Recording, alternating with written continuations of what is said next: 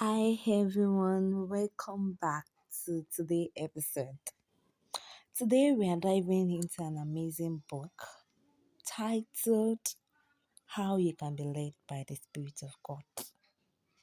How You Can Be Led by the Spirit of God by Kenneth E. Again.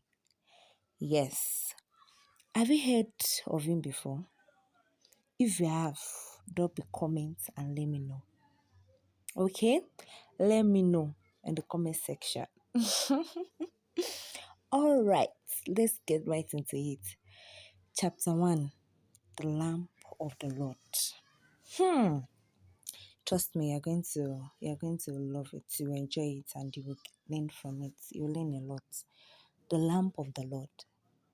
For as many as are led by the Spirit of God, they are the Son of God. Romans 8:14. The Spirit itself beareth witness with our spirit that we are the children of God. Romans 8:16. The spirit of man is the candle of the Lord, searching all the inward parts of the belly. Proverbs 20:27. Children of God are expected to be led by the Spirit of God. Another translation of Proverbs 20:27 reads, "The spirit of a man is the lamp of the Lord." Had this verse been written today, it might have read, "The spirit of man is the light bulb of the Lord." What it means is that God will enlighten us, He will guide us through our spirit. Many times, however, we seek guidance by means other than the way God said. When we do, we get into trouble. We sometimes judge how God is leading by what our physical sense tells us. But now where does God say that God will guide us through our physical sense? Too often we look at things from a mental standpoint and endeavor to reason out things. But now where does the Bible say God will guide us through our mentality?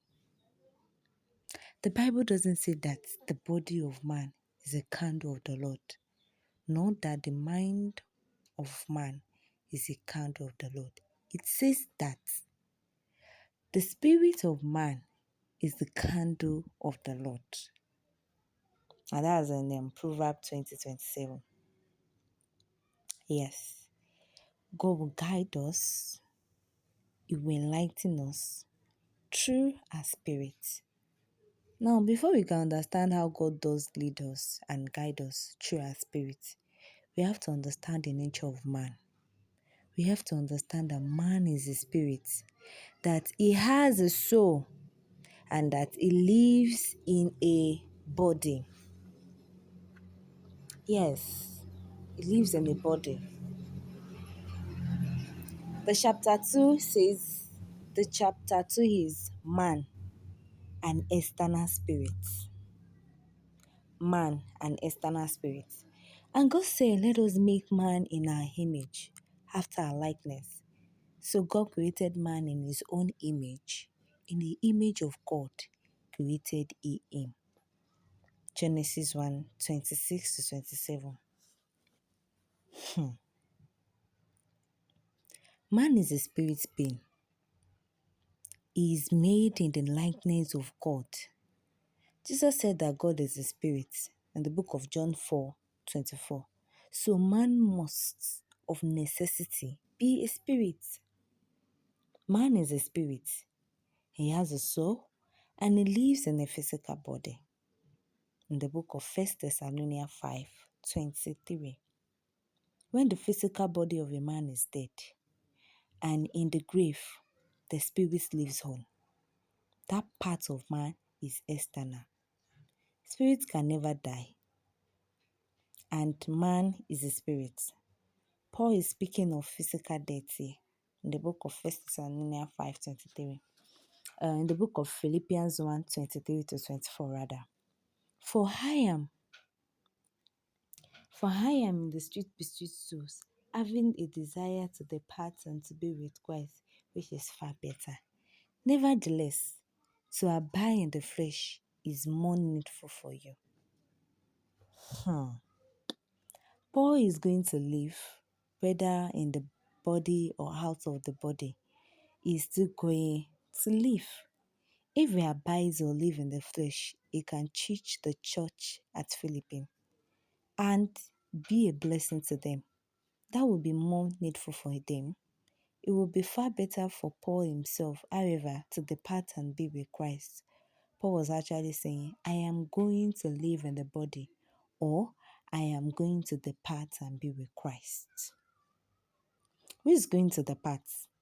I am going to depart. Paul was not talking about his body. His body was not going to depart. Paul is talking about the inward man, the spirit man who lives inside the body. People sometimes ask, will we know one man? People sometimes ask, will we know one man in heaven?